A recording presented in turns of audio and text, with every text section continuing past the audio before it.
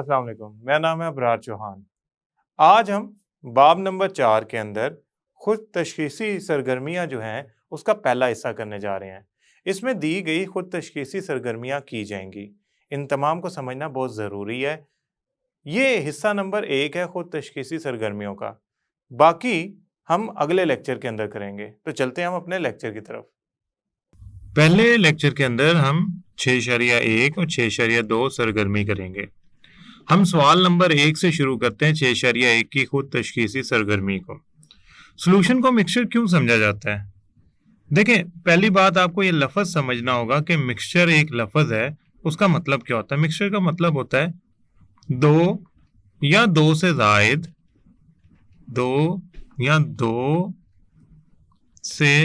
ज़ायद चीज़ों का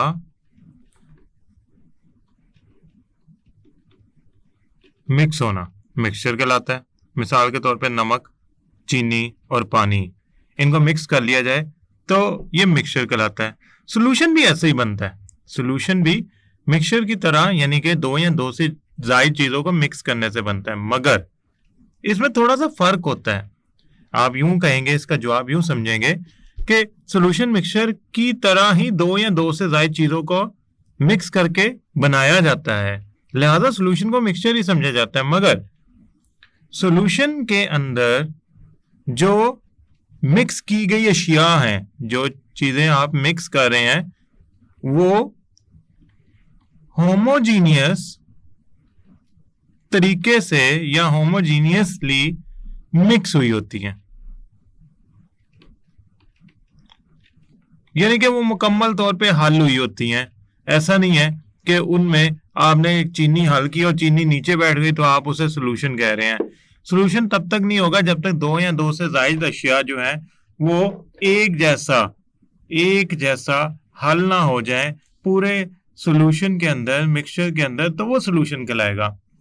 सॉल्यूशन में जब कोई चीज हल होती है ना, तो वो होमोजीनियस तरीके से हल होती है, उसको हम कहेंगे कि एक सा ये हल हुई है पूरे के पूरे सॉल्यूशन के अंदर। तो लिहाजा ये जरूरी नहीं मिक्सचर में भी चीजें इसी तरह हल हो। मिक्सचर में कुछ चीजें नीचे बैठ भी जाती हैं, तो हम यही तस्वुर करेंगे कि सॉल्यूशन और मिक्सचर किसी हद तक एक ही चीज का नाम है, लेकिन इनमें फर्क भी है। सवाल नंबर 2, दर्ज जोड़ों को पहचान कर बताएं कि इनमें कंपाउंड कौन सा है, सॉल्यूशन कौन सा है। देखें, सबसे पहले तो पानी एक कंपाउंड है, ठीक है। यहां पे मैं लिख लेता हूं कंपाउंड, और यहां पे मैं लिख लेता हूं सॉल्यूशन।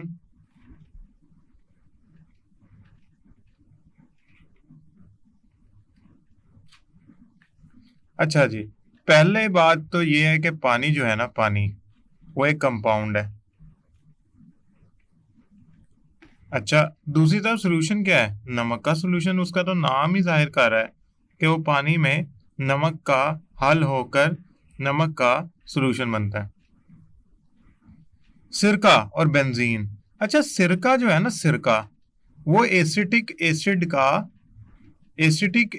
जो होता है ना, उसका पानी के साथ एक खास मिकदार में मिक्स होके बनता है, यानी कि सिरका एसिटिक एसिड और पानी का जोड़ है, मिक्सचर है, सॉल्यूशन है। तो मैं यहां पे लिखूंगा सिरका सॉल्यूशन है। और जो बेंजीन है ये एक कंपाउंड है।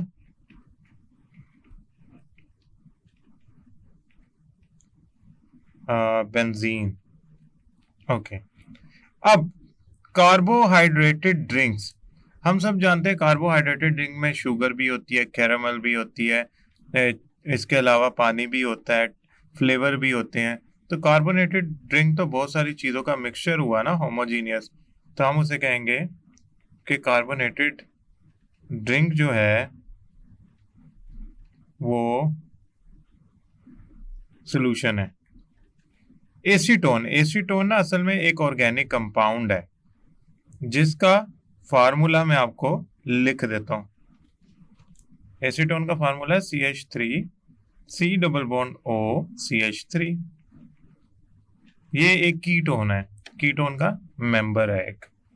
अब हम चलते हैं अगले सवाल पे। सॉल्यूशन और मिक्सचर के दरमियान सबसे बड़ा फर्क क्या है?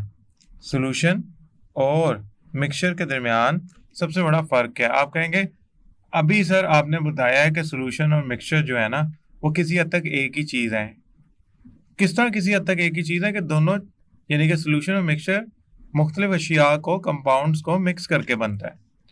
लेकिन फर्क ये है कि सॉल्यूशन जो होता है ना, सॉल्यूशन होमोजीनियस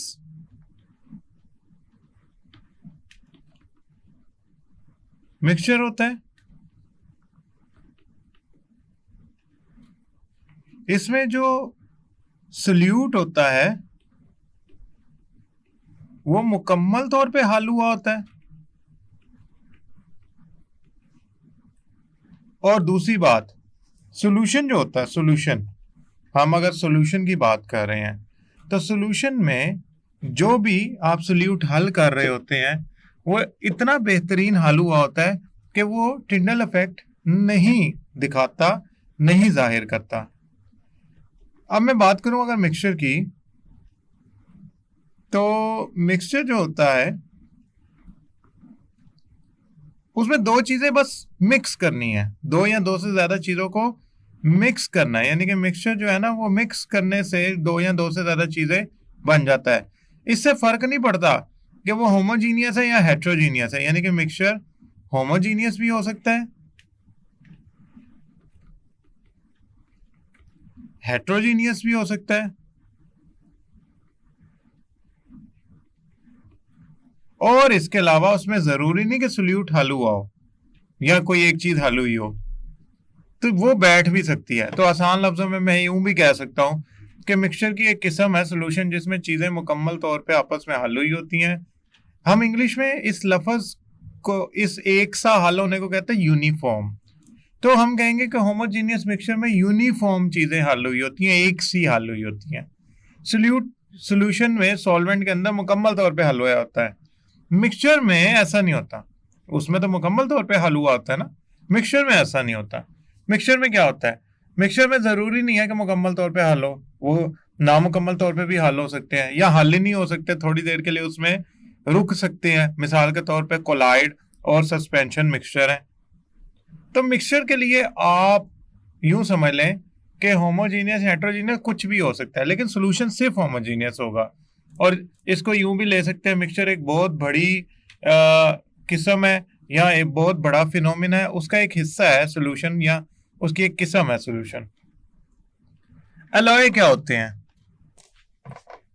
एलॉय क्या होते हैं? असल में ना एलॉय जो होते हैं ना वो सॉल्यूशन की एक किस्म कहलाते हैं। यानी कि ना एलॉय जो है ना वो सॉल्यूशन की एक किस्म कहलाते हैं। कब?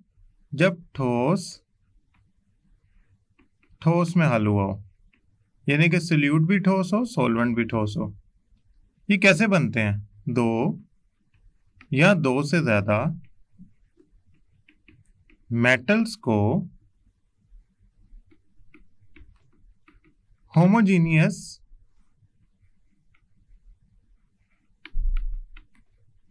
हल करके।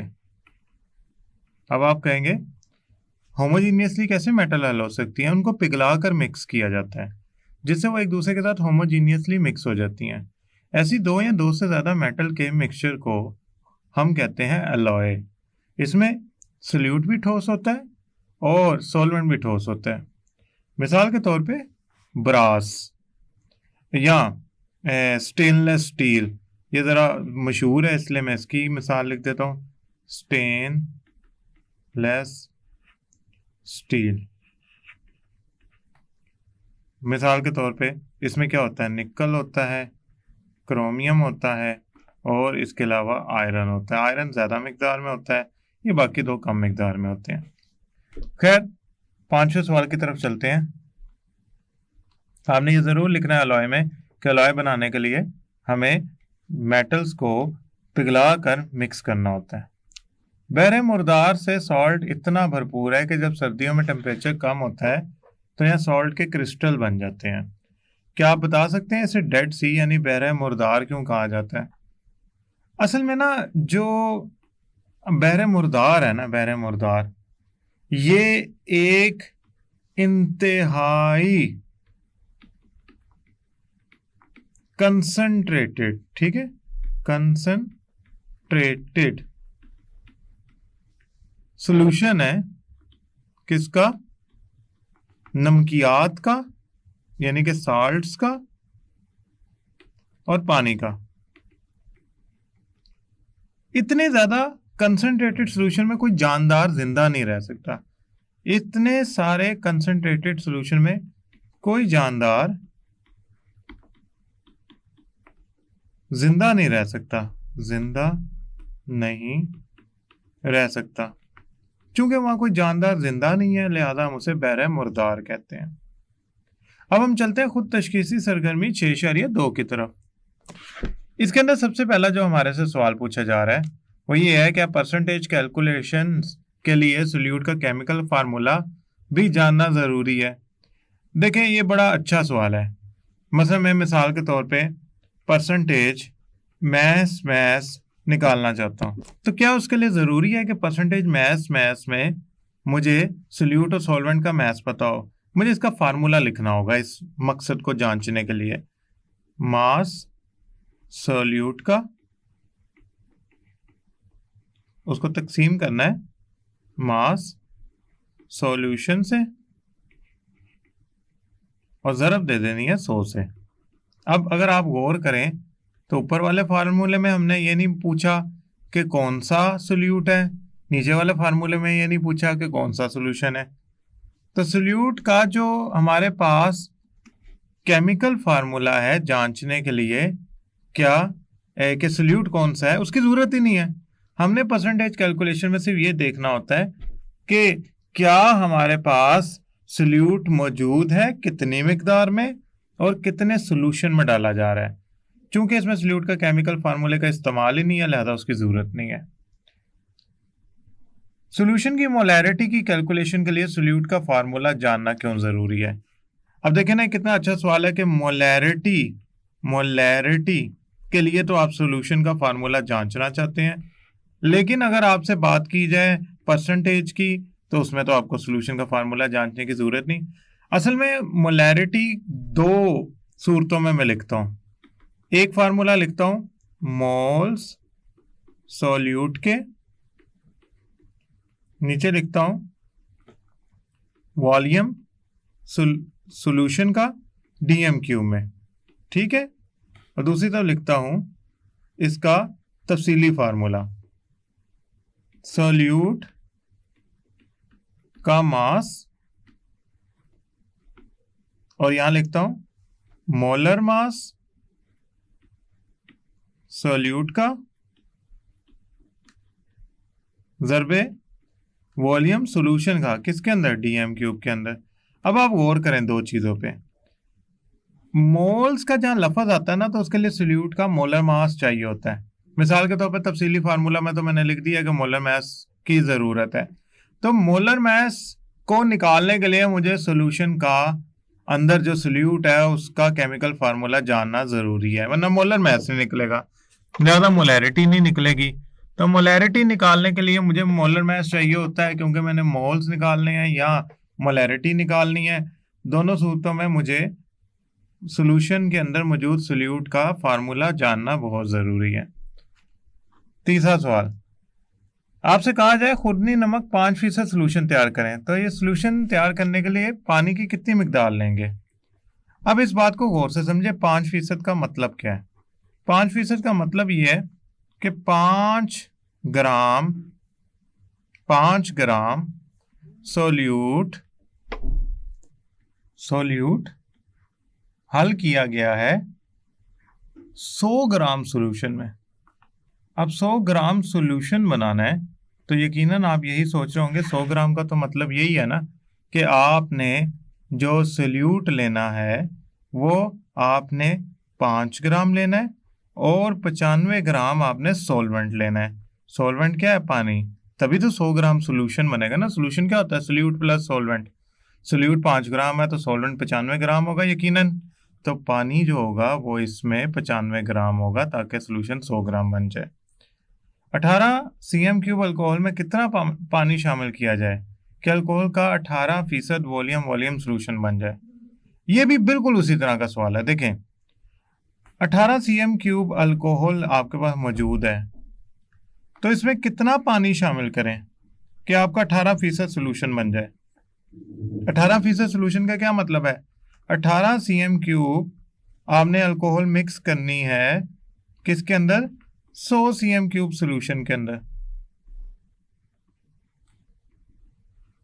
अब 100 cm³ सोल्यूशन के अंदर अगर आपने 18 cm³ अल्कोहल मिक्स करनी है, तो यकीनन 100 cm³ सोल्यूशन में 18 तो अल्कोहल हो गया, तो बाकी जो होगा वो सारा क्या होगा? वो सारा मौजूद होगा सोल्यूट, वो सारा मौजूद होगा सोल्यूट। तो इसमें 82 cm³ जो होगा ना, वो सॉल्वेंट तो 82 cm³ जो होगा, बाकी सारा वो होगा सॉल्वेंट। यानी कि इसमें सोल्यूशन तैयार करने के लिए 82 cm³ पानी शामिल किया जाए, तब जाके आपका 18% 18 cm³ 18 cm³ से तैयार होगा। एक सोल्यूशन की कंसंट्रेशन परसेंटेज मालूम करें, परसेंटेज मैस बाय मैस मालूम करें, जिसमें 2.5 ग्राम साल्ट 50 ग्राम पानी में हल किया गया। देखें फार्मूला क्या है हमारे पास। फार्मूला ये है, परसेंटेज मैस बराबर होता है मैस सोल्यूट का मास सॉल्यूशन का ज़रबे 100। सोल्यूट का मास कितना होता है? 2.5 ग्राम। साल्ट का मास, ठीक है, 2.5 ग्राम है। क्यों? सोल्यूट है। कितने पानी में हल किया गया है? पानी में वो जो हल किया गया है वो है 50 ग्राम पानी। अब देखें मैंने मास निकालना सोल्यूशन का, तो जो सोल्यूशन का मास होगा ना, वो दो चीज़ों की जमा होगी, सोल्यूट जमा सॉल्वेंट यानी कि पानी। तो इधर लिखूंगा 52.5, इसको ज़रूर दूंगा 100 से। कैलकुलेटर पे अगर मैं इसको हल करूं तो मेरा जवाब आता है 4.76%, यानी कि सोल्यूशन जो बनेगा 4.76% कंसंट्रेटेड होगा, या इसमें 4.76% परसेंटेज मास होगा। आखिरी सवाल, 1 मोलर सोल्यूशन ज्यादा कंसंट्रेटेड है या 3 मोलर? देखें 1 मोलर सोल्यूशन का मतलब है 1 मोल सोल्यूट का हल किया गया है 1 dm³ में। 3 मोलर का मतलब है, जो बड़ा एम है ये साबित करता है मोलैरिटी को। 3 मोलर का मतलब है 3 मोल हल किए गए हैं 1 लीटर सोल्यूशन के अंदर। ज्यादा मोल 3 होते हैं, इसमें ज्यादा सोल्यूट की मिकदार है, लिहाजा मैं ये कहूंगा कि ये जो आपका 1 मोलर सोल्यूशन है ना, जो 1 मोलर सोल्यूशन है उसमें सोल्यूट की कम मिकदार है, 3 मोलर में ज्यादा है। ज्यादा 3 मोलर वाला जो होगा वो ज्यादा कंसंट्रेटेड होगा अगर मैं उसका मुकाबला करूं 1 मोलर के साथ। मैं उम्मीद करता हूँ ये लेक्चर आपको समझ आया होगा। अगले लेक्चर तक के लिए अल्लाह हाफिज।